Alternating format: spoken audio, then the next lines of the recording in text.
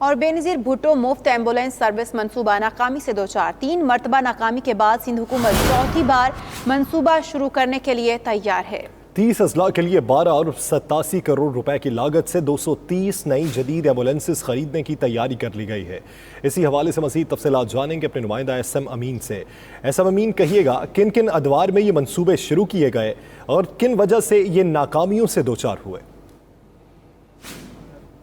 سرکاری سطح پر مفت ایمبولینس سروس فراہم کرنے کا جو منصوبہ ہے، یہ 2015 سے 3 مرتبہ حکومت سندھ جو ہے ان منصوبوں کو شروع کر چکی ہے، اور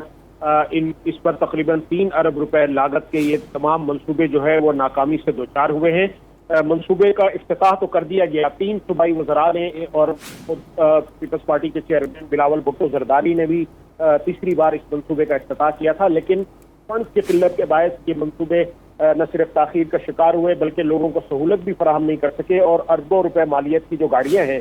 وہ کھڑی کھڑی جو ہے وہ ناکارہ ہو گئی۔ شرجیل میمن نے پہلی بار اس منصوبے کا افتتاح کیا، پھر اویس مظفر ٹپی نے 112 سروس ریسکیو سروس کا افتتاح کیا، اس کے بعد بلاول بھٹو زرداری نے بے نظیر بھٹو مفت ایمبولینس سروس کا افتتاح کیا، مگر فنڈز کی قلت کے باعث یہ گاڑیاں جو ہے وہ اپنی سروس لوگوں کو سروس نہیں دے سکی۔ چوتھی مرتبہ حکومت سندھ نے جو موجودہ وزیر صحت ہیں ڈاکٹر عذرا پیجو، انہوں نے اس منصوبوں کو امن فاؤنڈیشن کے حوالے کر دیا، اور اب امن فاؤنڈیشن کے تعاون سے کچھ ایمبولینس چل رہی ہیں، لیکن یہ 60 گاڑیاں ہیں جس میں بیشتر جو ہے وہ خراب ہیں، اور یہ منصوبہ بھی جو ہے وہ غیر فعال ہے۔ اس کے بعد اب حکومت سندھ جو ہے وہ چوتھی بار ایک نیا منصوبہ شروع کرنے جا رہی ہے، اور تقریباً 200 سے زائد ایمبولینس گاڑیاں خریدنے کا جو ہے وہ فیصلہ کر لیا ہے، اور 12 ارب 87 کروڑ روپے کی لاگت سے یہ 200 ایمبولینس جو ہے وہ خرید کی جائیں گی۔ اس کے علاوہ جو حکومت کے ضلعی اور تعلقہ ہسپتالوں کو فراہم کردہ ایمبولینسز ہیں، وہ تقریباً 500 سے زائد ایمبولینس کا بیڑا جو ہے وہ حکومت سندھ یعنی محکمہ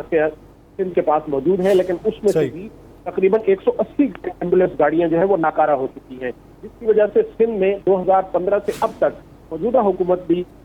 لوگوں کو مفت سرکاری سطح پر مفت ایمبولینس سروس فراہم کرنے میں ناکامی سے دوچار ہے۔ صحیح، بہت شکریہ ایس ایم امین۔